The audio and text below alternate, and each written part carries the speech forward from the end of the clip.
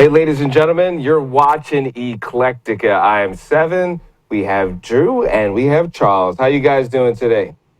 I'm so overwhelmed. So much we have to talk about. I'm spoiled for choice. Guys, too much, man. Yeah, we gotta expand the format, guys. We gotta fit it all in somehow, some way. Somehow, some way, we'll make it happen. So, obviously, today's Comic Con, the last day of Comic Con, New York Comic Con 2016. We'll get into that in a little bit. But for all of those that are new, everything sci-fi, fantasy, gaming, this is the place. This is the place. So, Drew, let's spin the wheel. Where would you like to start? All right, so I guess first things first.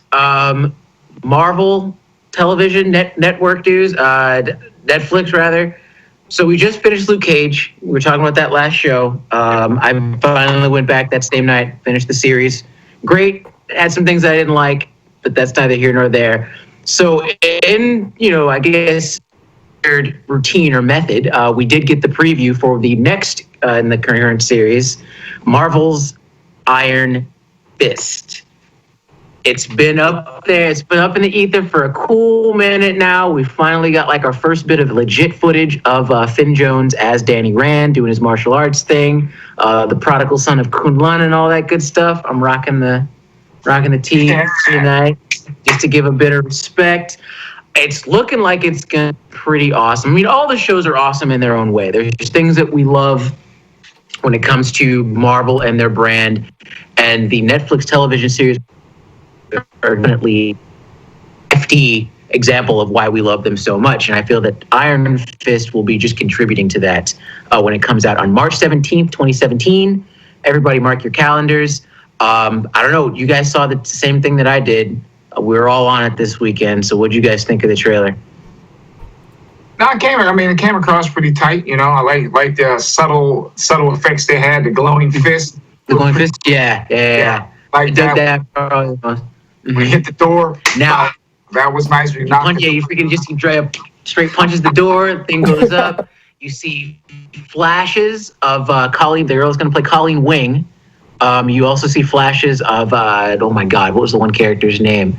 Some of the other characters that exist in Kunlun that are responsible to becoming what he is.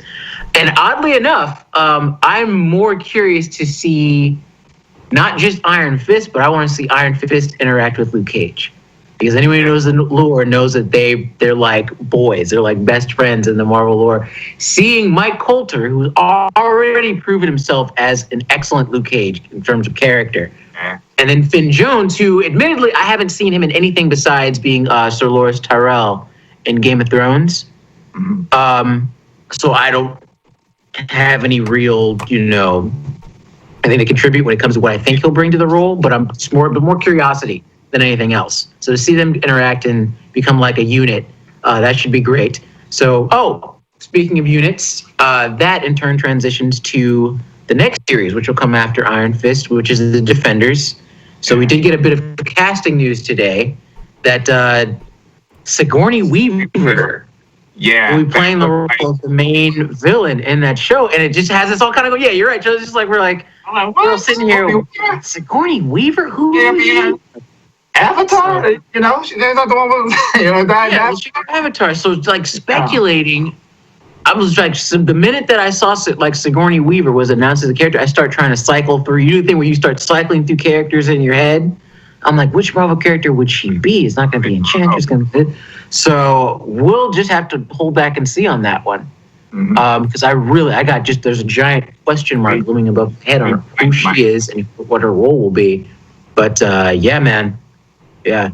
So that's the minute for that. For Marvel, there's plenty more stuff that we still have to get into. Well, we're taking our time. Yeah, there's overload.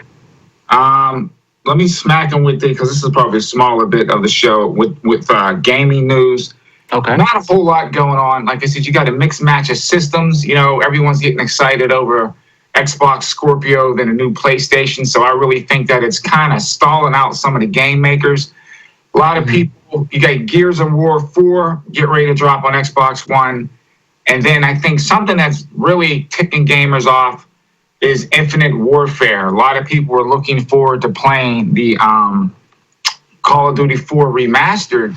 And what they did is you have to buy Infinite Warfare, or at least have that disc, in order to play Call of Duty 4 remastered. And I think there are more people waiting to play COD 4 more so than the Infinite Warfare. And I just think forcing gamers to have to spend all that money just to play one game. You should be able to buy one or the other. But again, we're like right in the middle of that, I guess, like the Christmas push. That's when a lot of companies will put out their games so they can make all that money during the holiday rush. So we're really not getting anything. Of a lull right now when it comes to that. At a standstill. But, I don't know. I guess the power struggle between Microsoft and Sony continues. It is. Yeah. So using that as we're speaking of power, we got the first glimpse of the, I guess it's not reboot, I guess it is rebooted, of the rebooted, reimagined, what have you, trailer for Power Rangers, the movie. Yeah. We were talking during the show, we were talking before the show. There are some reminiscent images that harken back to Chronicle.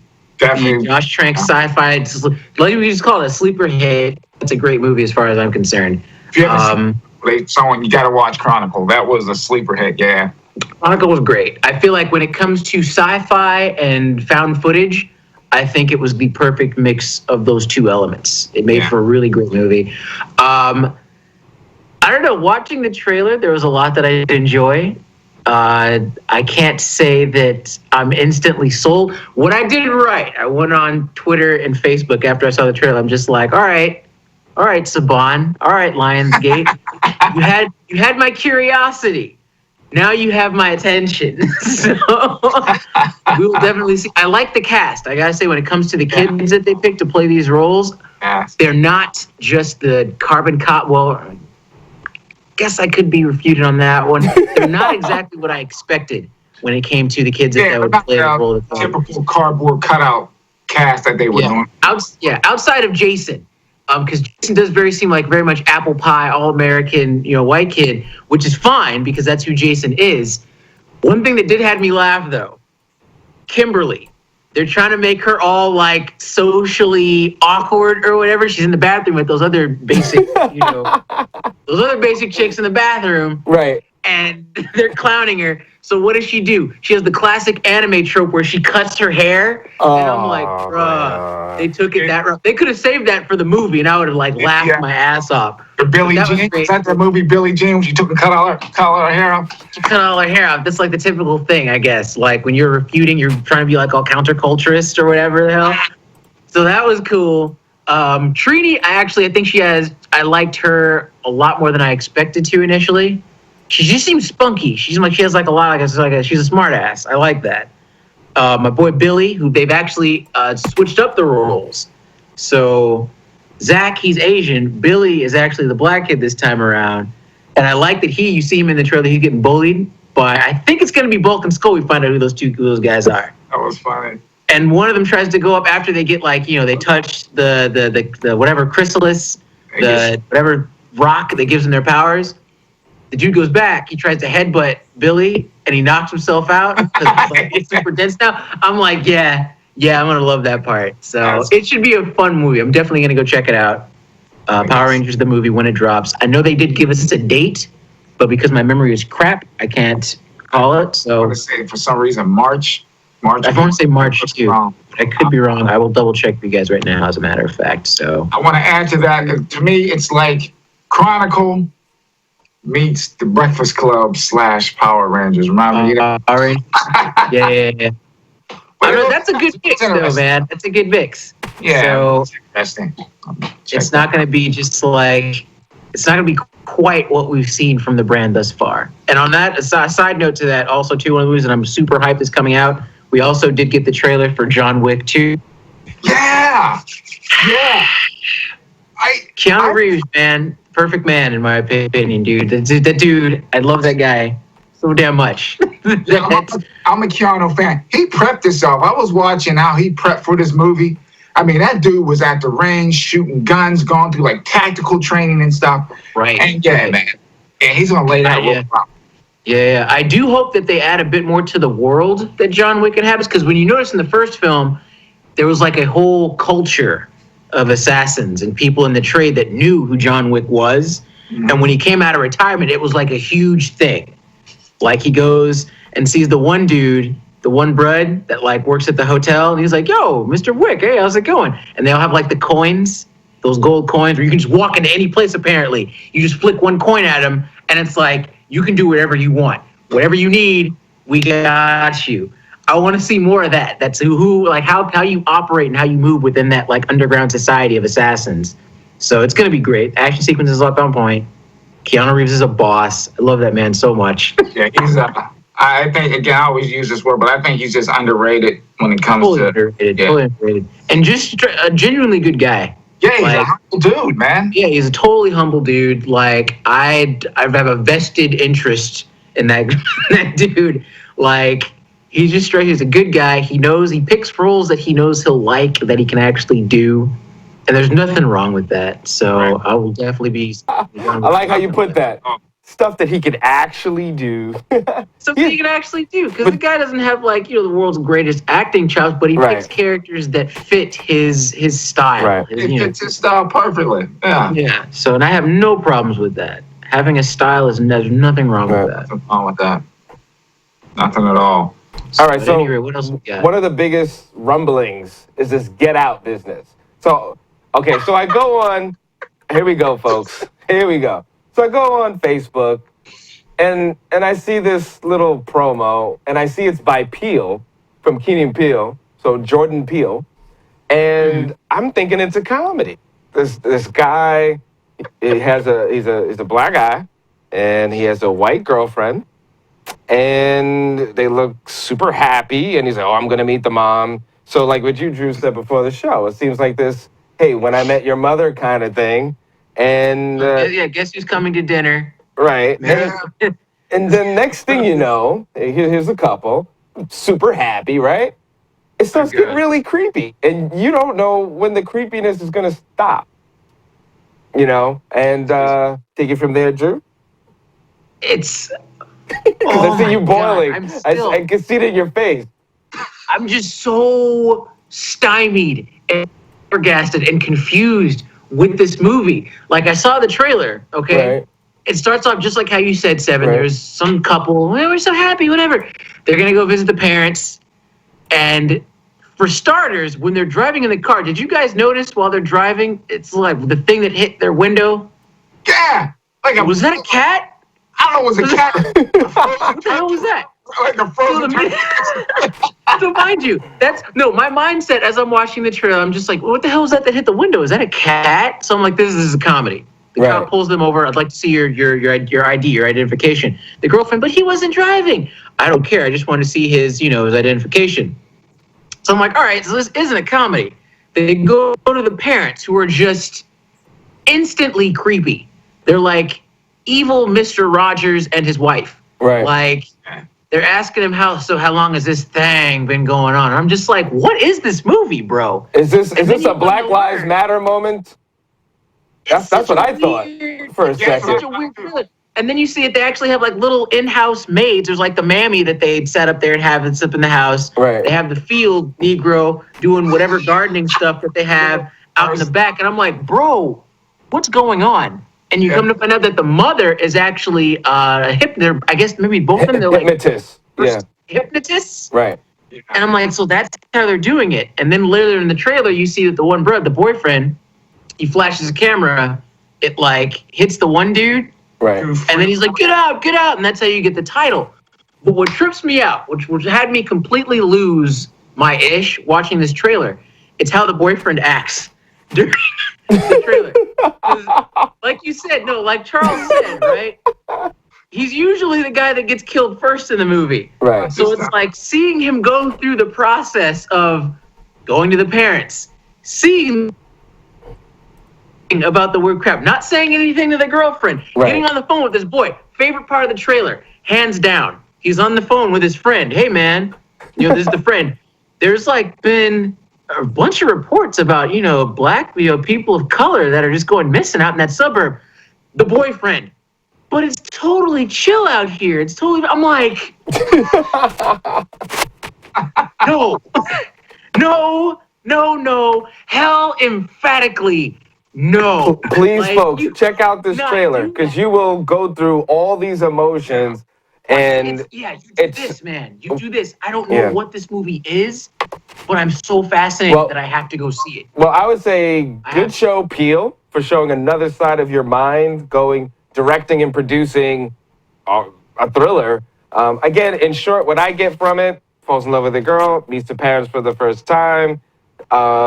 They basically have their own version of slavery, but using hypnosis, and he gets caught up, and that struggle of breaking through hypnosis. So we'll see. A little adage to that, Seven. I have a theory, thinking about it now. Yep. The girlfriend, the daughter, she has to know. She has to know. She might be a recruiter. But the thing about it, she's like a recruiter. So what they'll do is they'll periodically mind wipe her, send her out, go find some good-looking, black guy to fall in love with. She does that, whatever, because that crap really exists. She goes back out in the city, picks up some bread, brings them back to the town, right? And then they go about like converting them or whatever. I think that's what's going to be the twist. Yeah, like some village of the damned or something, man. That's just like on some like. All right, folks. Anyone watching, please leave some comments. Please leave some comments because you like how Drew just threw in that really exists, and I'll just leave it at that. I'm sorry, man. That was nice. I hope it goes that route because I'm just like, oh yeah, guys, the love thing, because she cares about him just so much that she guided him back to this evil town with her evil parents and their poor, psychologically mad, hypnotized black people that have just been turned into slaves because she loves him so much, you guys, so much. At any rate, I mean, all we get is these really weird facial expressions from this guy. He has the best facial reactions. Right. I will watch it just to see this dude react to all this weird crap when he bashes the one dude over the head with like the vase or whatever it was. Right. I think she could hypnotize him though, right? From looking at the previews, like he didn't hypnotize. I think she did, but he might have busted out of it somehow. Yeah, It's like we could go round and round about this for like all night, talking about this movie. Cool parents. They really did the whole. We're obviously racist and have an issue, but we're going to be sarcastic thing. That was done to a T, I think, by the parents. Yeah. That was awesome. It's such a cluster of a movie. I believe this will be very clever, but what I get through the whole film, I think we're going to see really great acting from the support team, the support cast. I think they're the ones that are going to really bring it home. Yeah. She was the creepiest person out of that cast. Yeah. In my opinion, from what I saw. Right. Like, I think, what does the boyfriend ask her at one point towards the end of the trailer? It's like, do you ever find yourself getting nervous around a bunch of or wanting to go? And she's like, no. Yeah. Something like that. He asks her something and she reacts no. And then she starts laughing, but she starts getting super awkward. And then she starts repeating, no, over and over again. Like, that's like her on, I don't know what it even is, like autopilot. Right. I'm like, what do they do to these people? Right. Oh, man. So what else we got, guys? So shifting gears once again after that. I need to calm myself down now. Yeah. No, it was awesome. All right. So a little bit of Comic-Con news. It was interesting last year. It was all about Harley Quinn. Say what you want. It was, all Harley Quinn and all Deadpool. But it's interesting how mostly Harley Quinn. Mostly Harley Quinn. The love does not last that long. It's like super Wonder Woman. Including, even the brochure this year is like Wonder Woman. As far as merchandise, I was not that impressed. It was just the same old. There was a lot of crap, but there were some gems. Vader. I gotta get that. I'll post something about that. They had some lightsaber companies. They had Vader Saber. Yeah, get that right there. And they also had somebody that made like moon men, like astronauts, but to a T of exactly what the suits look like. So there were these breakout, handcrafted moments that were like, wow, Comic-Con is awesome. Now this was for Star Wars. Yes, we shifted gears from Wonder Woman to Star Wars, right? Yeah, well, I'm just saying like the craftsmanship. It's just interesting how you had, whatever movie's about to come out or whatever series has a new season, you see extra energy behind it. But you do see some companies that put out a whole bunch of crap that are just, they're just licensing out. But then you have companies that license things, but they actually put their heart into it, and it actually becomes works of art by themselves. And so like trying to make a buck off the movie coming out. Right. They actually take pride in what they're doing. Yeah. So I think there was a lot of gray before, but now it's becoming pretty much A and B, and you see that also with cosplay. You're seeing some people that really go in, and in fact, we're gonna have some cosplay pictures popping up, and you can check everything else out on SDV Network Facebook, on the Facebook, as well as SDV Network, the Instagram. People spending a lot of time and energy in their costumes. And then you just have the others that are just like, you know what? I got money. Oh, this company sells it. Okay, I'm going to wear it. So you see the big difference. And then the super creativity. Like, I wouldn't even have thought for a second.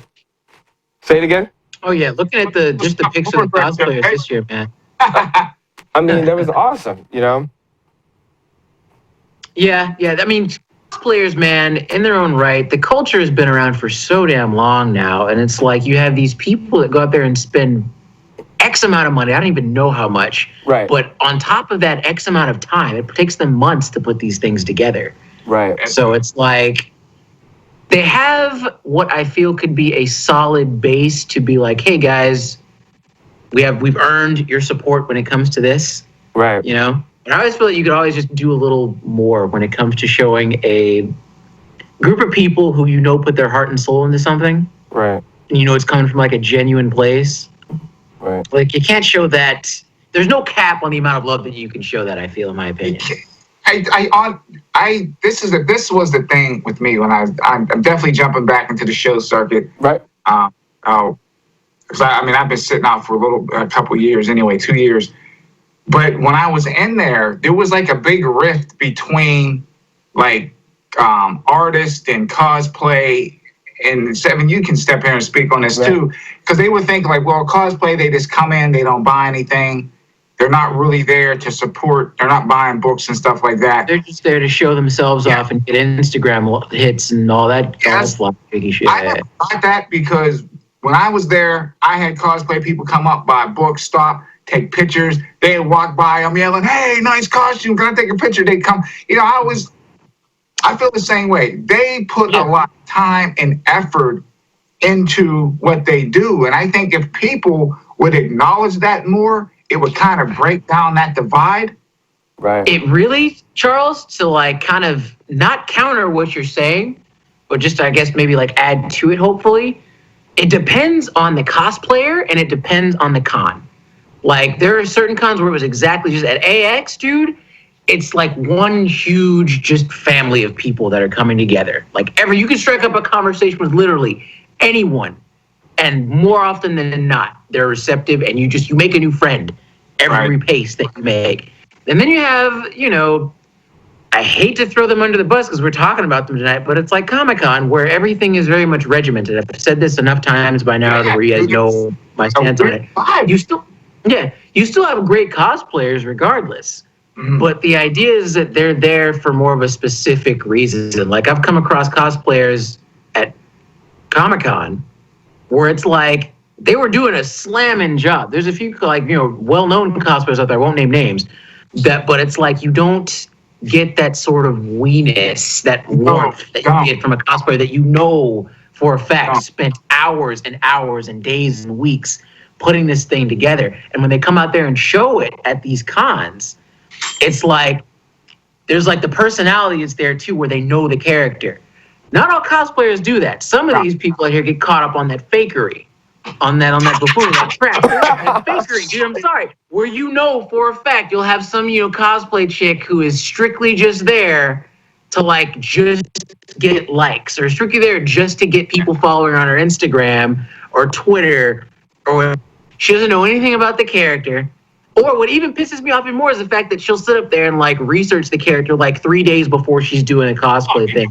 That I'm just like, that's where the line is just severed for me. Yeah. So but I noticed with when I was doing like the New York Comic Con, and like I said, I did my best to interact with anyone that went past the booth. Man, we're sitting here yelling, taking pictures. But to me, it got to a point where it was almost like they were, and I hate using this word, but using like cosplayers as filler material. You know what I mean? It's like filler. It's coming and fill, and there's a ton of them, and you can't treat people that way.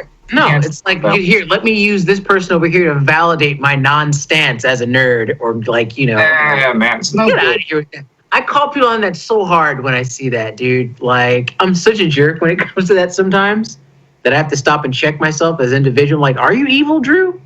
No? Okay, but just keep an eye on that, man. Keep an eye on that. Be aware of it, because you have some fakers out there, dude. But I feel like that detracts from, because to kind of like make that fair, at least try to give it fair, people still, like, nerds still follow that person. So I feel like doing that detracts from the other people that legitimately put the time and energy in, because they don't look a certain way, because they don't have their boobs mashed into their chin, or because they're just not doing like a full-on robotic thing. It's like they don't get as much cred that they deserve. And I feel like you can't put a block or barrier on someone who's legitimately putting their heart and soul into something. Yeah, man. It's just one of those weird things that has to do with the culture, man. Yeah, man. Like I said, I appreciate the whole culture, the artists, the cosplayers, the writers, everything that goes into a show. I appreciate every bit of it, man. And I think to have a solid show, you really can't have one without the other. I mean, if this thing, what the show would be like if you had no cosplayers in there. You know what I mean? It would be. It wouldn't feel the same. It wouldn't feel the same. It's like, and you're like, you're a cook. We're always in your kitchen, right, Charles? Or the kitchen. There you go. So like when you're going to make a bomb-ass meal, you need all the ingredients. If you're missing something, you could still have a functioning meal, but the essence, it's lacking. You don't get the same flavor from it, and that's what I think applies to a lot of these cons when you don't have certain elements meshed with others. Exactly. But I don't know. All right. Alrighty. Now, I don't think we covered nearly half of what. Oh no, definitely, and we'll probably talk more specific about other things with that because we are running out of time. But we have to talk about my man Luke Cage a little bit, and actually, some predictions. They're talking. Obviously, they're going to do another season. They have to. I mean, they have to. Mm-hmm.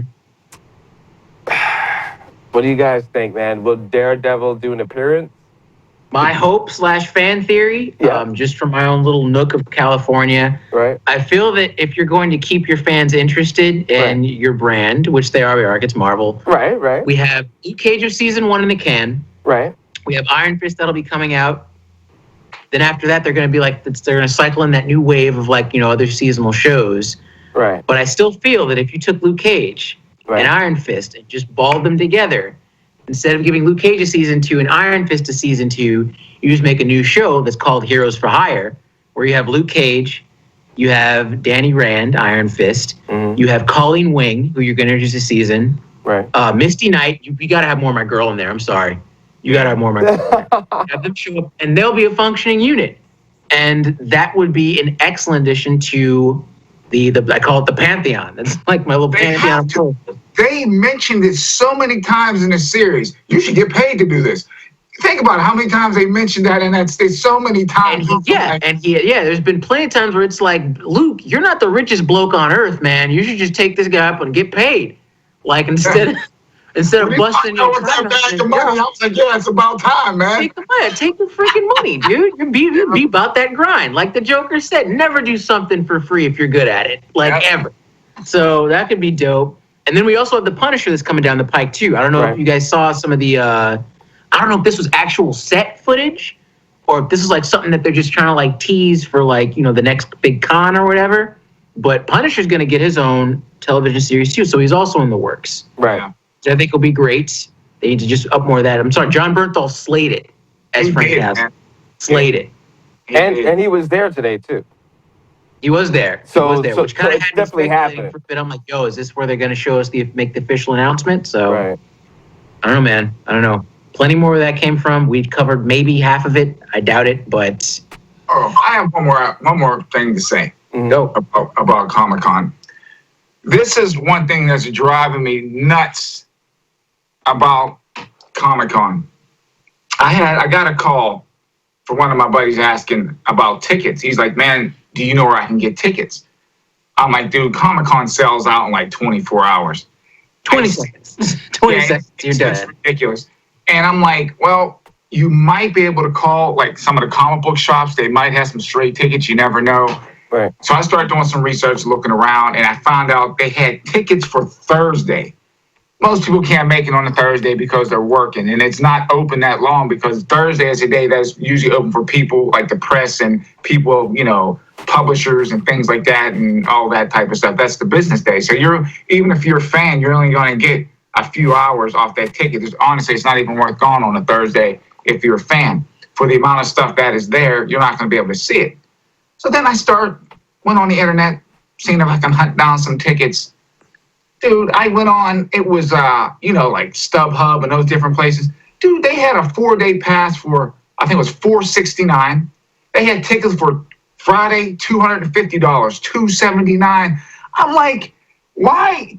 You mean to tell me that you can't control these people basically just scalping your tickets? Mm-hmm. You understand? How is a family of four going to afford to go to the Comic-Con if you're paying $250 a ticket? And you want to know how, and Charles, not to cut you off, but you know how you circumvent all that? Or how we circumvent all that?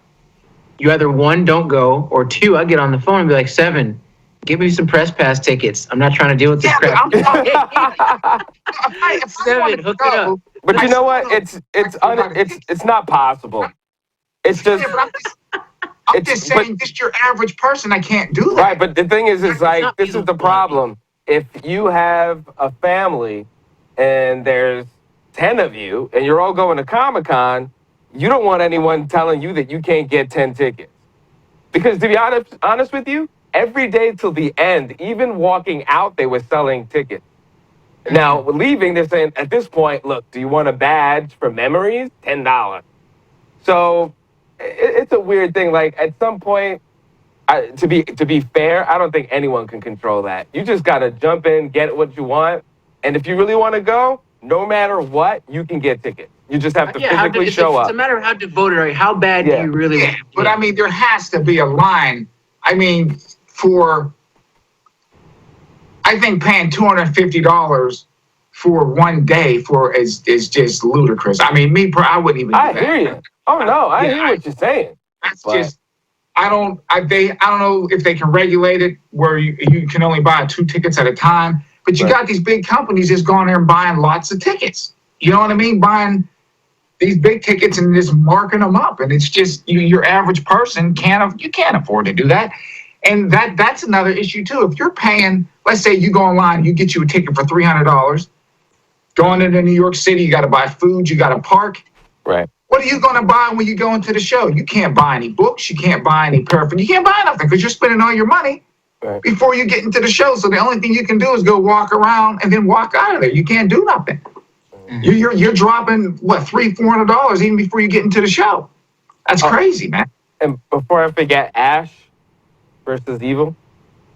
Ash versus the Evil Dead. That's got its season 2. I still have to finish season 1. I'm so lagging on that, but that was a great one. The panel was amazing, and listen, man, like I think this is gonna be hot. I saw the beginning of the next season. They're gonna bring up the goo, the blood, and the surprises, and they definitely said there will be tons of random characters from the past, from the classics, that will appear during this season. So it should be super, super exciting. And of course, the $6 million man is in it. How can you not want to check out the show? You know what I'm saying? I mean, it's going to be awesome. It's going to be awesome. And you guys don't know who that is? Look that up. You should be ashamed of yourself. $6 million. Yeah, you should be ashamed. Evil Dead. Why are you watching this show if you don't know what Evil Dead is? Who are you? Or even Oh, true that. Who let you in, dude? Oh, man. And my man, Arrow. Drew. Came back. Drew. So, yeah, the Flash he and do it? Arrow came back this week if we have enough time for it. Yep. Flash started out strong this season. Of course, it was a case of Barry having to go back and fix the complete quagmire that he got all of us into. Excellent start. One thing that pissed me off, Seven, strictly for you. Yes. Barry goes back. He Right. changes the timeline. He's Yeah. in some new crap now where he no one knows, who he is. There's the Flash. Right. Wally's the Flash. Kid Flash, doesn't Iris is there. The Oh, part Lord. that just had me start flinging crap at the screen. She somehow knows that they were connected in their previous life. What we were back in your timeline, right? We were special, right? Yeah. Oh, come on, man. Dude, I told you. It was love, right? I'm like, dude. Lord have mercy. Dude, they Miss always gotta me. make a love story out of something, man. Yeah, missed me with that colossal piece of crap. Like, I love the cast of The Flash. Don't get me wrong, guys, but I'm just like, I'm looking at Barry, I'm looking at Iris. I'm just like, I just want to smack both of you across the face. Like, the writers try so hard each season to shoehorn in the lame romance element. It just takes me out of the show sometimes. And it's Right. like a slap in the face. Right. Every time they do that, it's a reminder, hey, we're trying to keep our young female demographic interested in this. So I'm sorry, Drew, we're just going to have to just uppercut you with this crap right now. Right. But it was a solid intro. There's going to be some really good twists, I feel, this season. Well, I you're still have to flipping, watch Drew. it. Don't you know they put in those moments so that way you can make popcorn and you can go to the bathroom and stuff? That's what I use them for. I call those, no. I call those in-show commercial breaks for me. Right. Specialized so I can get up, go to the bathroom, do what I got to do, make a sandwich, get some popcorn, come back, and then resume. And no pacing is lost. Right. Nothing is lost from the episode. Now, I do that have was a... good. Arrow started up. I don't want people to think... this coming week, Mhm. Legends of Tomorrow starts up again. Oh, yes. It's going to be crazy. Check it out. So I'll be so lost. I would have to go back and watch everything. Now, Watch the whole season over if you have to. I have Yeah. this picture up. It's not a mistake. I am going to ask a question to you guys before we go as far as Arrow. But I did hear some rumbling from an actor to this one to that one because, they're under, lock and key and everything. I have some predictions. We'll talk about that next week, about the future of The Walking Dead and some of the characters. But we'll leave that for next week. Arrow, last question of the night. Do you believe the rumors that on Arrow they will have Nightwing and Scarecrow in this season? Possibly. I mean, we've never even heard Gotham City mentioned, so it could happen. Maybe it won't, but we'll have to. It's the only time I'll tell on that one. I'm leaning towards no. Okay. Because that dips into the whole properties thing, and I know that they're putting all of that stuff into the films right now. Right. And they don't want, I guess, to paraphrase, the crossing of the streams. Right. I guess you could say. So we'll see. We'll see on that one. They did I can't remember what season, but they did lightly kind of make a reference towards, I don't know if it was Batman or Nightwing, I can't remember, but I think it was season 3 or 2. They did kind of mention kind of Gotham. They need Actually, to do you something know what? like- To add to that, Seven. Yeah. Remember when Harley Quinn kind of sorta did make a cameo in the Arrow show when it came to the Suicide Squad episodes? Yeah, she did, didn't she? She showed, her character is behind like the door. She showed up for like a split second. So you're actually right on that, Seven. So let me retract that theory. They must. They could. I mean, they need to do something with Nightwing. I like the character Nightwing, but it's like they never really do anything with them. You don't see many movies or anything. So that could be a possibility. And if I'm not mistaken, I think they actually call him Green Arrow in this one. He is Green Arrow now. Yeah, he's Green Arrow. And I feel like Nightwing could get his own show, though, dude. Like, that has CW all over it because it's Nightwing, and in his comic, there's always some CW-esque thing going on in his life anyway. He could get his own... It's totally true, man, especially the New 52. Dear Lord, there are so many, potential romantic interests with him. Oh, my goodness. But that could be great. The Grayson thing would be a clever idea too. If they just completely needed to bypass the Right. Robin Right. Nightwing era, Right. just make him a secret agent that used to be a superhero. That It would works work. on paper. We can make that into a 10, 12 episode show. Ouch. Yeah, Well, that would work. folks, hit us up. Tell us what you think. I'm super excited. Um, we'll see. We'll see. And you know what? Next show, we should do our predictions. You know, in the beginning of every season, we kind of talk about what we think will happen. I think that'll be awesome.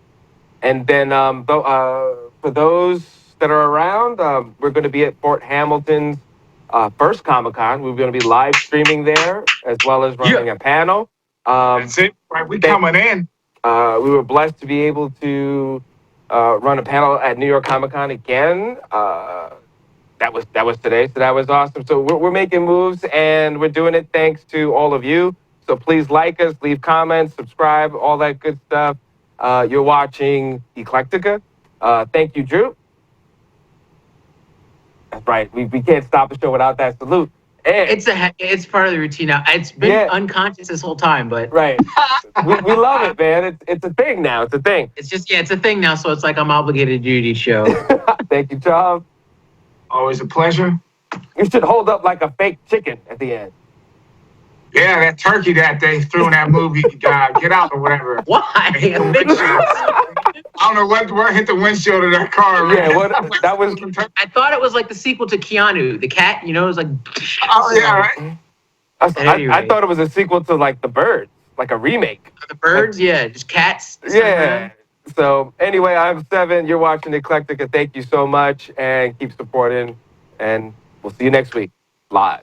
Later. Later. Hey, ladies.